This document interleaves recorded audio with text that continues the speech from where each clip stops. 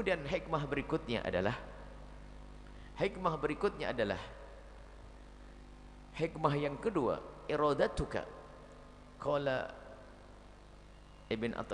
Imam Ibn Athaillah As-Sakandari rahimahullah ta'ala, nafa'anahu Allah bihi wa bi ulumihi wa bi ulumi masyaihihi fid daraini amin, ila anqal iradatuka tajrida ma'a iqamatillahi iyyaka fil asbabi minasyahwatil khafiyyati.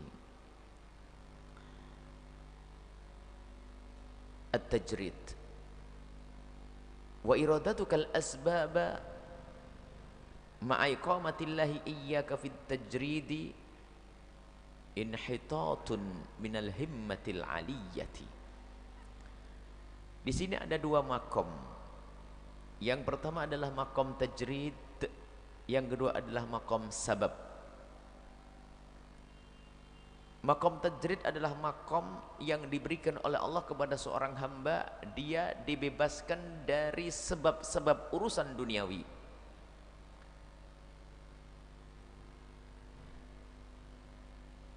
Yang kedua adalah makom orang yang memang diletakkan oleh Allah, seorang hamba tersebut di makom sebab. Artinya apa? Dia oleh Allah diberi beban kewajiban untuk ngurusi orang lain,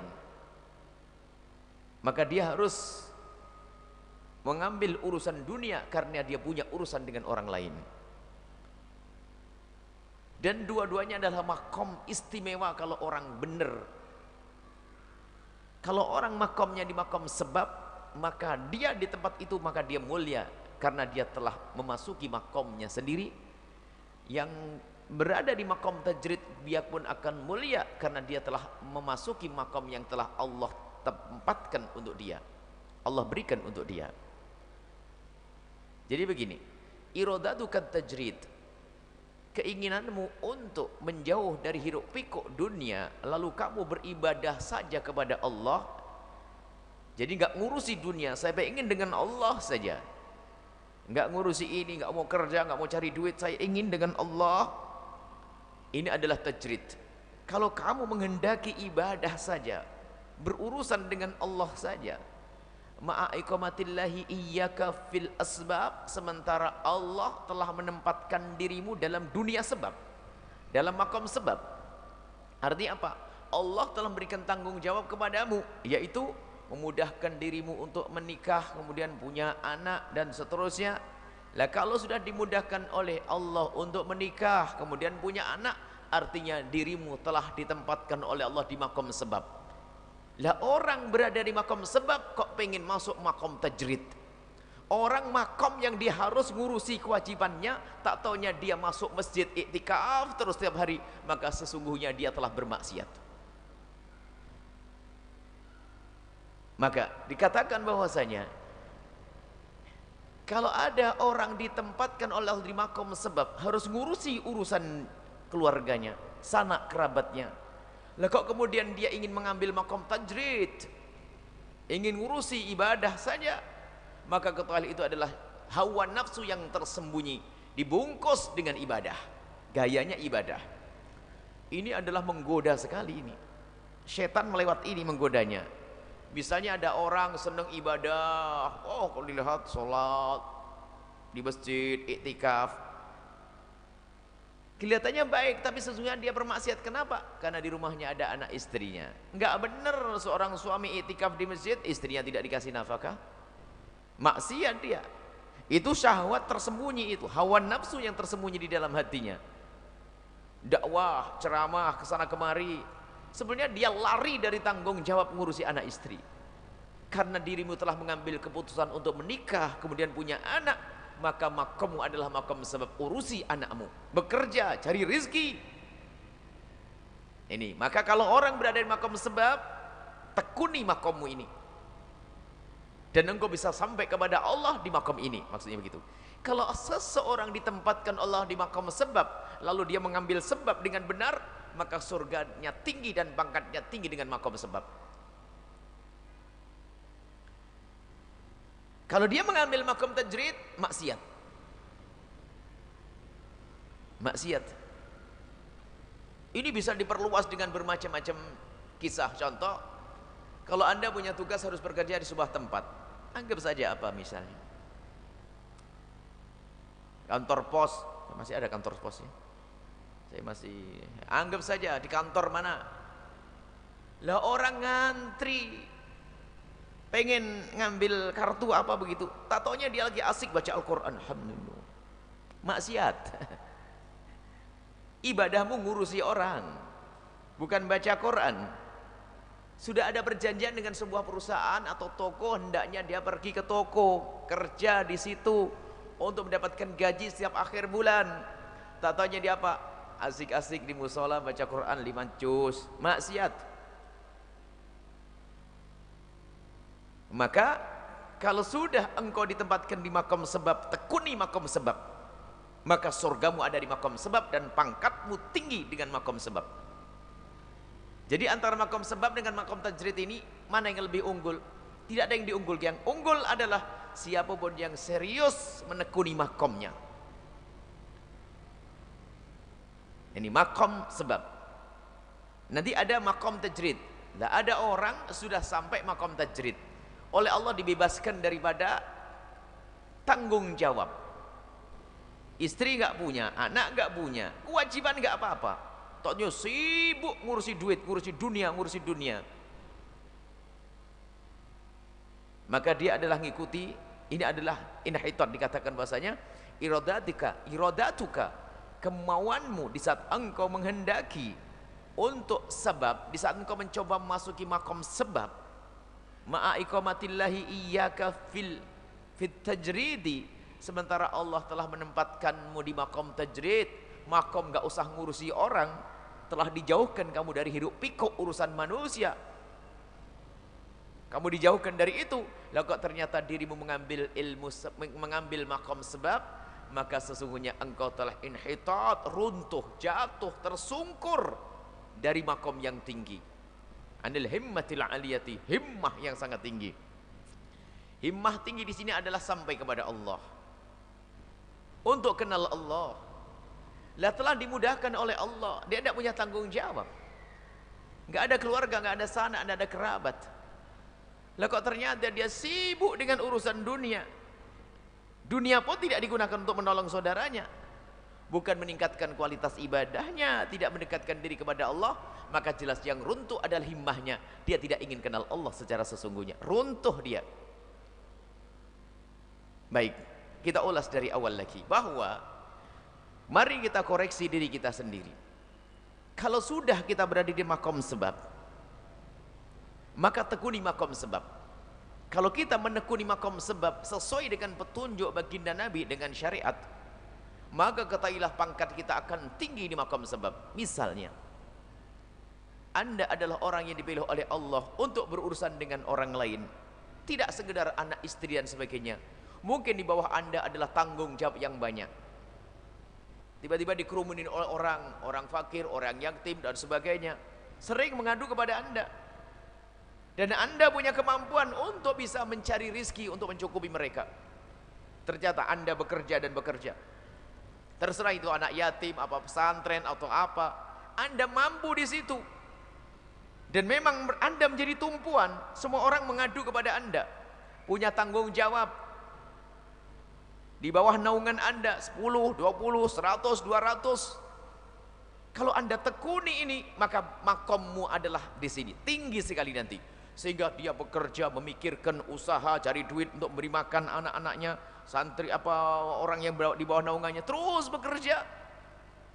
Satu saja keluarga yang diberi nafkah, dia mencari rezeki untuk satu istri, satu anak. Ini sudah makomnya tinggi seperti orang jihad di jalan Allah.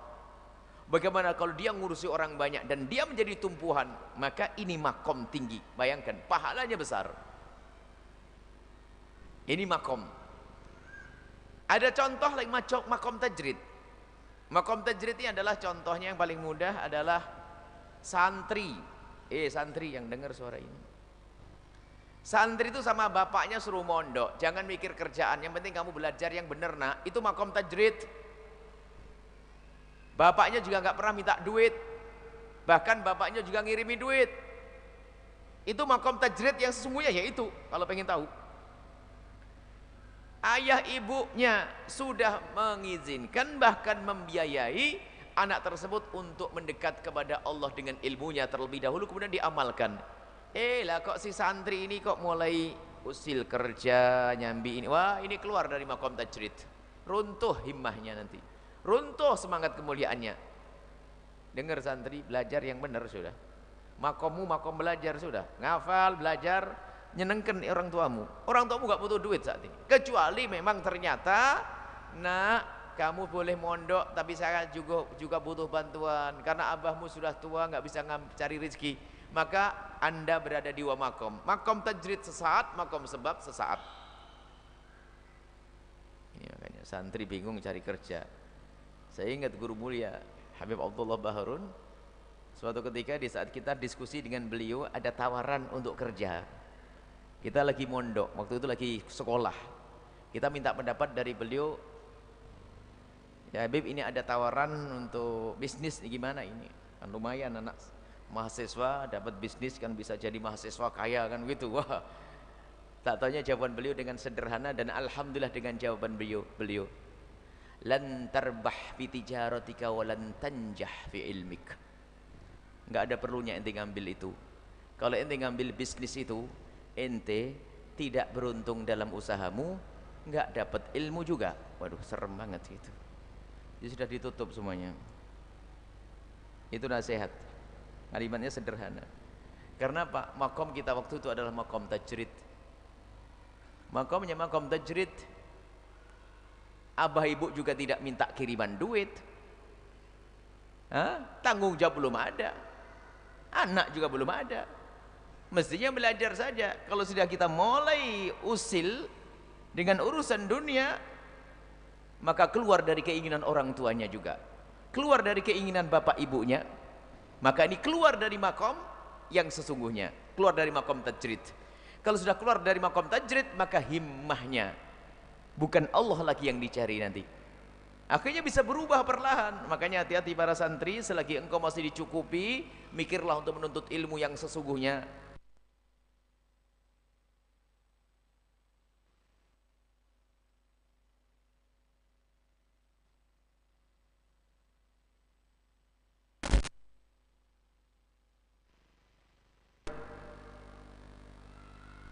Dan semuanya sudah ditulis oleh Allah. Tidak jaminan orang sarjana ekonomi kaya raya, ingat ya? Tamatan sekolah rakyat dulu. Baik, kita kembali bahwa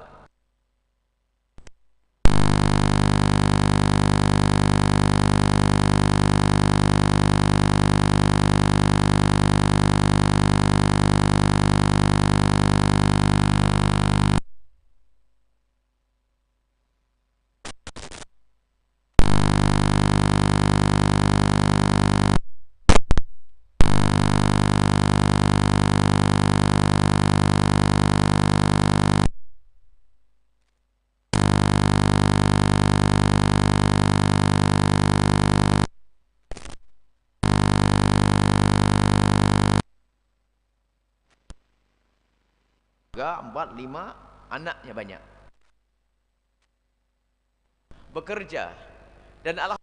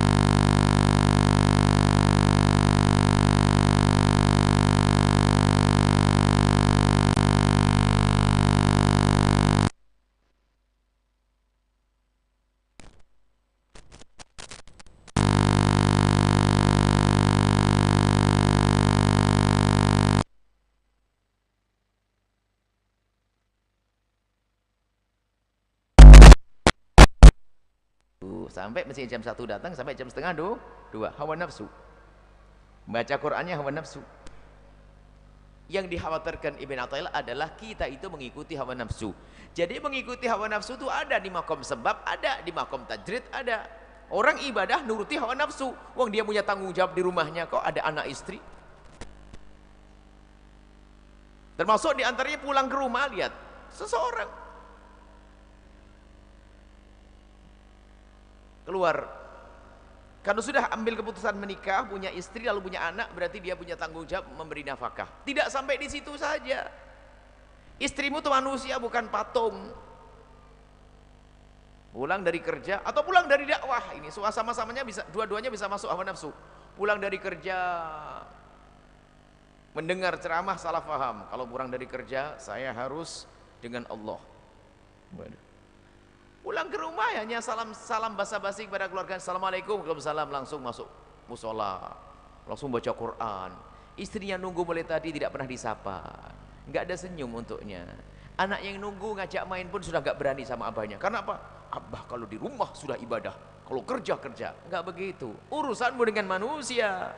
Senangkan istrimu, senangkan anakmu, itu makommu. Karena kita sudah punya anak istri, dia manusia. Nah ini, yang dakwah pun juga demikian. Dakwah, ibadah, puasa dengan hawa nafsu, sehingga sampai begitu indahnya yang diajarkan oleh baginda Nabi SAW. Misalnya kalau kita puasa sunnah hanya untuk menyenangkan orang, di saat kita ingin makan bareng dengan mereka, batalin puasa sunnahmu. Apalagi jika itu ibundamu puasa sunnah, ibundanya datang jauh-jauh pengen makan bareng, tak taunya bilang, mohon maaf Umi, saya puasa. Batalin. Salat sunnah dengan Allah, kalau dipanggil ibundanya boleh dibatalkan. Padahal kita menghadap kepada Allah, urusan manusia. Karena apa? Dirimu saat ini urusan dengan manusia. Berbeda jika dirimu hidup di tengah hutan belantara, nggak ada anak, nggak ada istri, mau bebas-bebas suka hati, nggak senyum nggak apa-apa, sama monyet, sama kucing, sama harimau nggak usah senyum, nggak apa-apa. Tapi dirimu hidup dengan orang, dengan manusia. Jadi rata-rata kita saat ini adalah di makom sebab. Saat ini yang menikah makom sebab. Cuman kadang kita diberi kesempatan untuk sesaat merasakan makom tajrid, yaitu di saat longgar. Maka pandai-pandailah kita memahami makom kita. Kalau makom sebab sudah kita penuhi, kemudian setelah itu kok kosong, berarti Anda sudah dikiring oleh Allah untuk masuk ke makom tajrid. Hari ini kita masuk makom tajrid sesaat. Yang kerja keras mulai pagi sampai sore, sehari bisa ngaji, bersyukur Anda benar makom tajrid. Tapi hati-hati yang ikuti hawa nafsu, tobat. Kalau saat ini Anda punya tanggung jawab, ibunya sakit minta ditemani kok masih ngaji di sini, Anda maksiat, cepat pulang sekarang. Istrinya ketakutan di rumah malah ngaji di sini, jangan temani istrimu. Kalau memang bebas, istrinya tidak perlu ditemani, atau istrinya ikut ngaji, ibunya sehat, bapaknya sehat, anaknya aman, Anda masuk makom tajrid saat ini. Sama yang solehah ini, kalau Anda datang ke sini sambil melanggar suami, itu makom dosa. Biarpun ngaji, itu hawa nafsu. Makom itu makom sebab. Mestinya menghibur suami yang lagi pulang kerja jauh-jauh. Tak taunya, Pak, mohon maaf Bang, mau ngaji dulu, ntar dulu ngajinya. Diajak suaminya datang ke sini. Jadi makommu makom sebab. Nah, ini hati-hati. Kita harus betul-betul koreksi. Tidak usah melihat makomnya orang lain, semua tahu makomnya sendiri-sendiri. Jadi bagaimana kita bisa memasuki makom itu harus paham betul.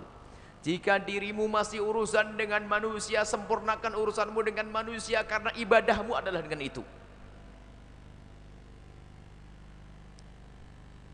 Terlebih ini adalah tentunya hal-hal yang wajib harus dahulukan. Sholat 5 waktu, ya jangan gara-gara ngurusi orang lalu tidak sholat. Jadi begitu pentingnya keseimbangan ini. Bahkan mungkin sholat perlu ditunda sedikit karena ngurusi orang. Bayangkan, Orang mau sholat Jumat, wajib bagi saya. Wajib bagi saya sholat Jumat. Tak taunya tetangganya kebakaran rumah. Oh mohon maaf saya sholat Jumat dulu. Nggak bener ini. Karena kamu hidup bertetangga dengan manusia. Di saat dia butuh bantuan, bantu dulu. Mau sholat Jumat. Nggak bener. Ini sadari makommu. Makom kita rata-rata ini adalah makom sebab. Ayo tekuni makom sebab yang serius. Maka di situ adalah bab urusan baik, urusan dengan manusia yang baik, hablum minan nas. Yang baik dengan manusia, dengan anak, istri dan sebagainya. Maka mencari nafkah yang halal, yang benar. Nah, bagaimana kita tahu bahwasanya kita sudah berada di makom kita yang sesungguhnya?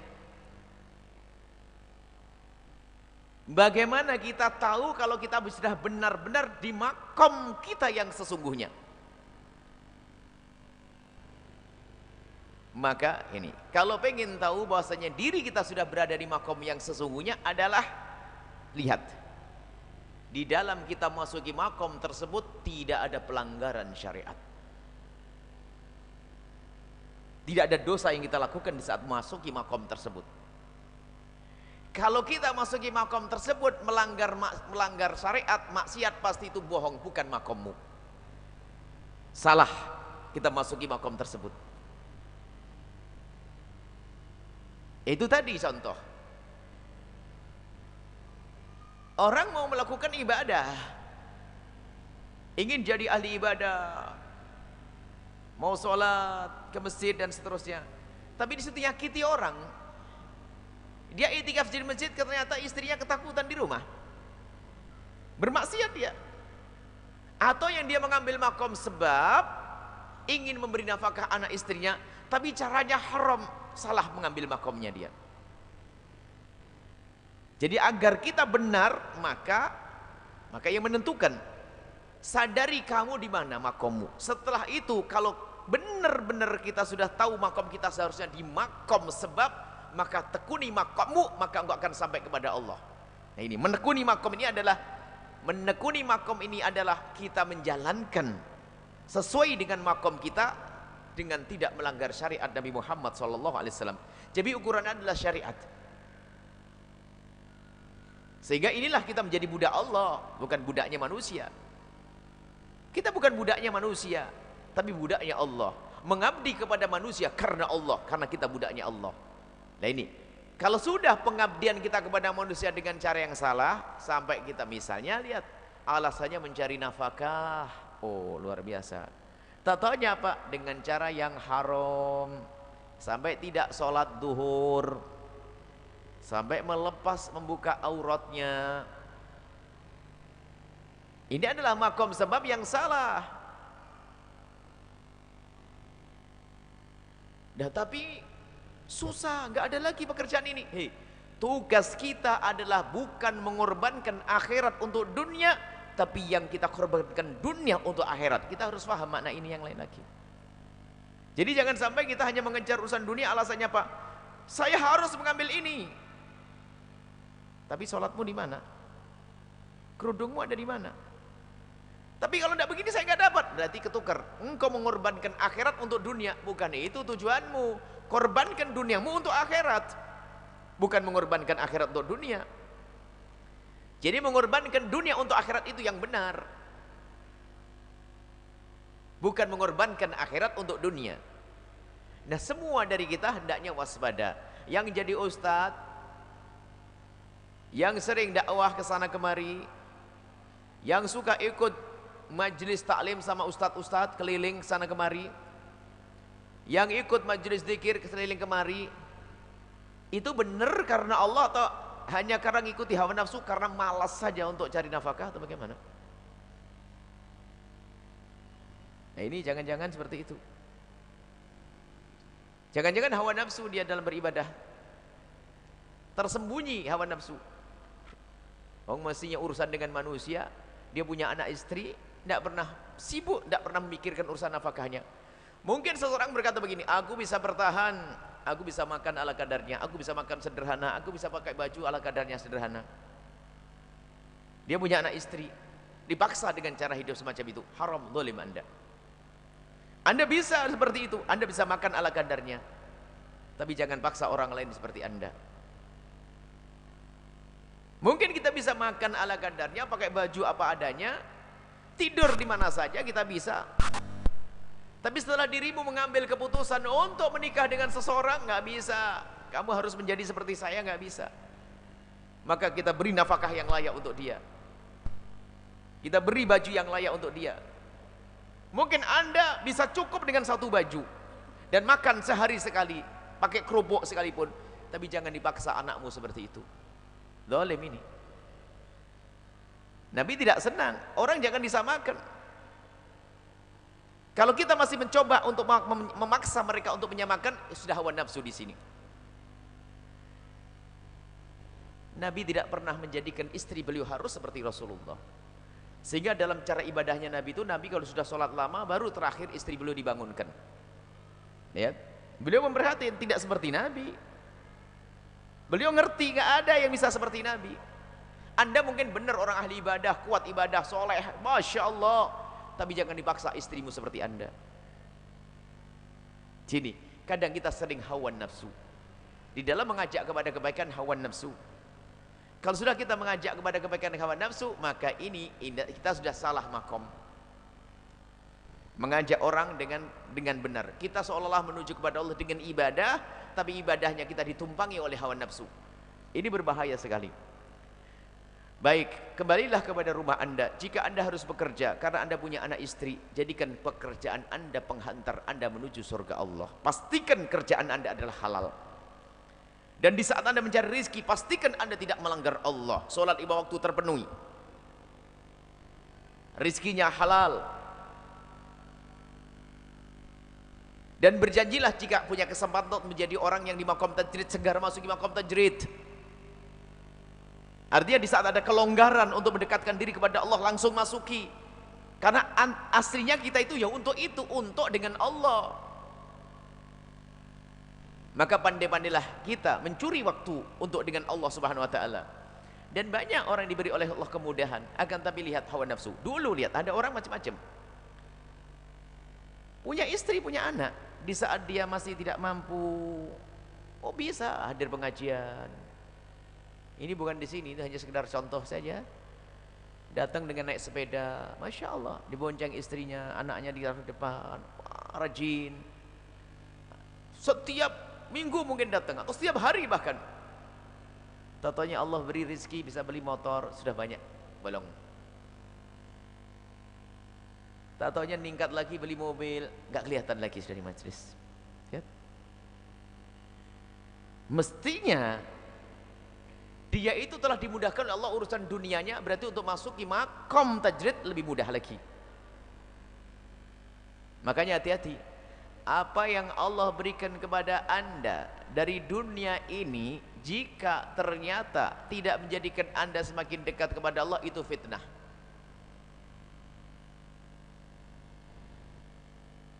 Masih bujang, Masya Allah, hadir barisan paling pertama. Nih, contoh ini bukan ini, jangan hati. Contoh ini, wah Masya Allah rajin. Giliran menikah sudah hilang, nggak kelihatan lagi. Ini berarti pernikahan bisa jadi fitnah itu. Kecuali memang di hari itu saya tidak bisa karena saya harus ngurusi orang. Berarti makomnya makom sebab tadi. Ada kesempatan. Atau termasuk mendapatkan rezeki. Dulu tuh gaji 200.000 aja bisa hadir pengajian. Gara-gara gaji 1 juta malah nggak bisa. Ini keluar dari makom yang sesungguhnya. Coba, gajinya kecil bisa ngaji, gaji gede malah nggak bisa ngaji. Ini kan nggak bener malahan. Coba, gaji kecil yang diurusi juga itu, istrinya juga itu. Giliran gaji gede malah tidak bisa. Berarti kita belum ngerti makom. Memang Anda makom sebab. Tapi jika makom sebabmu sudah terpenuhi, segeralah berlari ke makom tajrid. Jika dirimu berada di makom sebab, harus mencari nafkah dan seterusnya. Jika ternyata sudah mencukupi, segera masuk makom tajrid. Sehingga ada orang, dia itu berada di dua makom sekaligus. Contohnya apa? Allah, ada orang yang diberi kemudahan untuk mencari rezeki. Dan kita menemukan orang seperti itu, Masya Allah. Urusan rezeki dia lancar. Cuman karena sudah berjalan, tidak perlu dia harus keluar tenaga sendiri. Dia hanya ngontrol dari jauh. Tatanya kerjanya apa? Sholat, ibadah, menghadiri majelis dan sebagainya. Wah, ini makom tinggi. Dua-duanya diambil, luar biasa. Makom tajrid, dia bisa ibadah puas karena dia cerdas. Wong punya membantu 3 nggak bisa ngaji, ini kan kelewatan. Punya mobil, punya sopir. Kalau dia cerdas, dia makom sebab urusan bisnis ditekuni. Mungkin dia menjadi orang kaya, hebat, sampai bisa nyantuni anak yatim, nyantuni orang fakir dan seterusnya. Akan tapi ibadahnya masya Allah, sholat nggak pernah, sholat malam nggak pernah putus, hadir majelis taklim dan seterusnya. Inilah orang yang hebat makomnya. Jadi dia berada di 2 makom sekaligus. Makom, jadi bisa berada di 2 makom sekaligus. Karena apa? Dia di makom urusan manusia, bisa nafkahi anak istri, keluarga, bahkan menyantuni pondok dan seterusnya. Tapi di sisi lain, karena kecerdasan dia masuk makom dengan Allah Subhanahu wa Ta'ala. Ini istimewa. Tapi tidak semua orang bisa seperti itu. Biasanya seseorang di makom tajrid saja, tidak punya anak, tidak punya istri, tidak punya tanggung jawab, baru dia bisa khusyuk ibadah. Imam Nawawi itu masuk makom tajrid. Imam Nawawi masuk makom tajrid, nggak pernah punya tanggung jawab, nggak punya urusan. Makanya ngarang kitab sama ibadah saja. Dan beliau sadar makomnya, maka karangannya banyak. Ini ada orang yang makomnya adalah makom sebab. Ini kebanyakan dari manusia, sehingga punya anak, istri, alhamdulillah, sholat 5 waktu dijalankan, cari nafkah yang benar, anaknya dibenerin dan seterusnya. Itu adalah makom sebab. Tapi kalau bisa, Anda jika punya kesempatan, Anda memang di makom sebab, Anda bekerja, cari rezeki dan sebagainya. Kalau punya kesempatan, masuki makom tajrid, sehingga Anda tidak pernah urusan. Ya ini, yaitu orang yang zamannya kan kan bisnis bisa di manage kan. Dari jauh pun saya bisa kontrol. Karena bisnis sudah jalan, saya bisa kontrol setiap sore atau setiap malam, setiap pagi. Nggak perlu harus saya tongkrongin dan sebagainya. Nah ini adalah kecerdasan orang. Maka semoga kita ditempatkan oleh Allah di makom kita yang sesungguhnya. Makom yang sesungguhnya. Ya, makom sebab. Semoga kita juga dapat makom sebab sekaligus makom tajrid. Sebab makom sebab jangan diremehkan. Makom sebab ini adalah manfaatnya untuk orang banyak. Kalau orang berada di makom sebab, kalau Anda diberi oleh Allah kekayaan, pengen atau tidak? Diberi kekayaan, tak taunya setiap malam bisa 15 rakaat, puasanya nggak pernah putus, setiap hadir majlis taklim bisa, enak kan? Hadir majlis taklim rajin, sholat malam iya, puasa gampang, zikirnya banyak, sholat kenapa? Dia adalah orang yang punya makom besar tadi, makom tajrid sekaligus makom sebab. Kenapa? Bisnisnya lancar. Dengan bisnisnya dia bisa membantu pesantren, nyantuni anak yatim, kerabat semua ditanggung oleh dia. Oh loh, dihabisin semuanya ini. Pangkatnya tinggi bener nih. Dan ada hamba-hamba semacam ini. Jangan dianggap yang namanya Abdurrahman bin Auf ini tidak pernah hadir di masjid. Abdurrahman bin Auf, sahabat Nabi yang kaya raya, ternyata beliau sangat khusyuk di masjid. Lah makomnya makom apa beliau itu? Ternyata dia urusan manusia dengan kekayaannya, punya karyawan segala macam.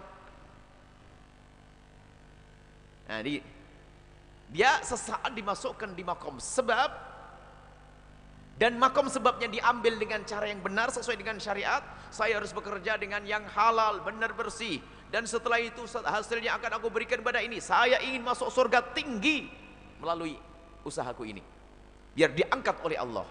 Semoga dengan rahmat Allah aku dimasukkan surga, kemudian aku naik pangkat dengan amalku ini, urusan dengan manusia, pangkat tinggi.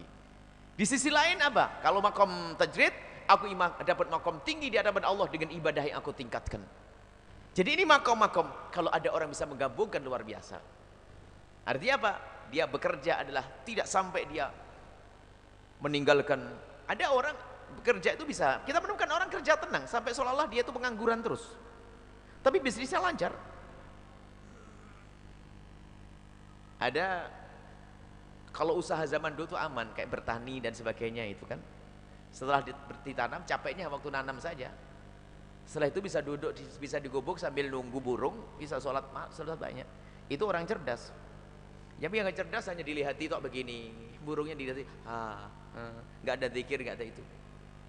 Nah sekarang, selagi Anda memang benar-benar ini terakhir, selagi Anda berada di makom sebab, pandai-pandailah untuk menjadikan kita bisa masuk wilayah tajrid. Artinya begini, di dalam keadaan apapun jangan sampai murni kita dengan dunia saja. Maka dari itu kita sebetulnya bisa di saat sambil bekerja kita sambil membaca salat kepada Rasulullah sallallahu alaihi wasallam, menyisihkan waktu.